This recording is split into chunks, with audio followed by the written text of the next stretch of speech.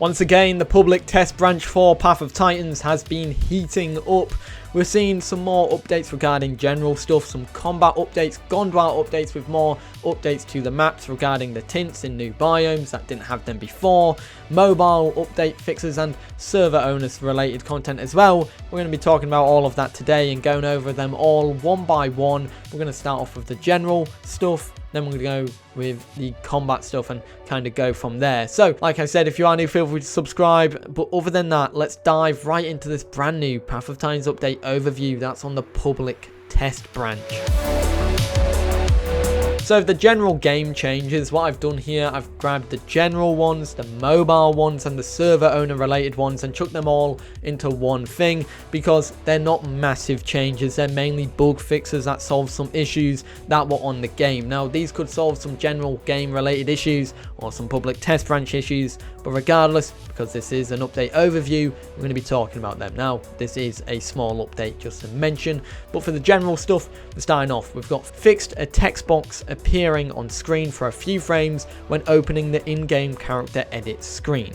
Additionally, they have fixed names containing a hyphen, causing the name to wrap around in the character tile on the character list. Now I actually do remember this issue. This is an issue that I found quite funny, and sometimes names with hyphens didn't even work at all, so it's interesting that they are allowing that to work, because before I couldn't even get that to work. So it's nice to know that they've fixed that bug. Now we're going into the mobile changes as well. So these are mainly fixes, but we've got an update as well. So they've updated mobile quest button position and default position as well. They've fixed a bug where the button tray was visible even when closed in the mobile heads-up display editor. Now I don't know how the heads-up display editor works on mobile, but this might be a good button fix that has came for this as well, so all you mobile players will be screaming with joy after that. And for the server owners, oh boys, it's time to scream with joy as well, because Archon bug fixes have came and server performance improvements when running commands have also came. Now this is really good because running commands sometimes, especially clearing bodies and stuff like that, especially through Archon commands as well, could cause lag on servers. Bots that servers have caused lag in the past, and there's always been a little bit of lag there, especially when you're at max capacity. So server performance improvements is really, really good and an awesome thing that I'm very grateful for. The developers are constantly pushing for the game. But obviously that's the general changes. Now we're going to talk about the combat changes now and showcase some of them off for you all to check out. So let's dive into the combat changes. The combat changes vary quite wide here, from fixes to the area of effect attacks to increasing of stamina cost for certain abilities for some of the dinosaurs, some updated animations for some dinosaurs as well, but we're going to talk about all of them. Firstly, they've fixed the description on the kick attack. This goes for anything which had a kick attack. They have also fixed the double damage hits on area of effect attacks for Albertoceratops, Anodontosaurus and Amargasaurus. Now I believe this is either when you have the dinosaur right under you and it kind of counts as that direct slam, and then the area of effect as well, which can deal some insane damage, or just a bug where it kind of would hit you twice. They've fixed Megalania's Venom Bite not having sound. They've added a stamina cost to Tyrannosaurus Rex's brand new ability called Deep Rumble, which I showcased in a previous video. They've fixed Cerato's lightweight scales hide, reducing its turn radius. They've slightly raised the Kentro tail attack so it hits tallest creatures easier. Now the issue here is that maybe if something's actually now going below that tail attack, that could provide an issue. Maybe in the future the developers will have a tail swing that goes up and a tail swing that goes down. That could help with that.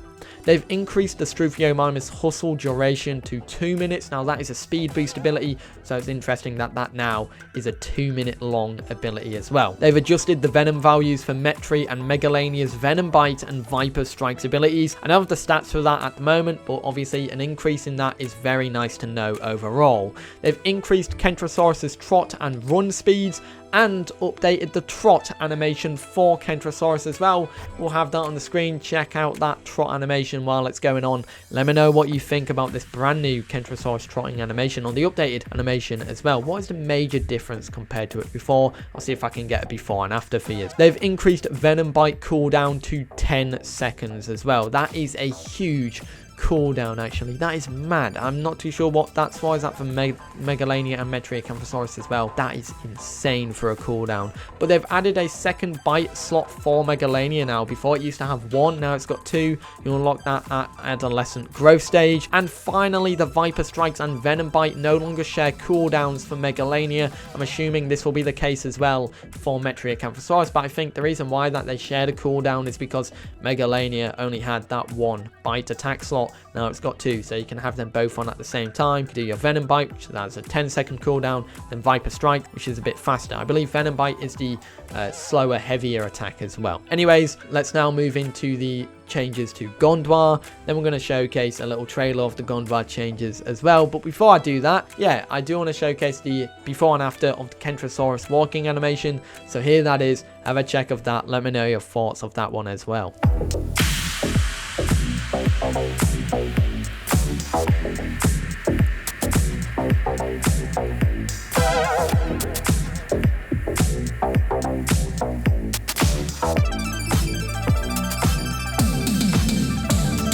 So, Gondwa's updates are not the biggest in the world, but we do have some updates regarding biome tints, which is nice to know because that means we have more of them to showcase. Firstly, they've fixed small hatchling dinosaurs occasionally floating or tilting on the character creation screen.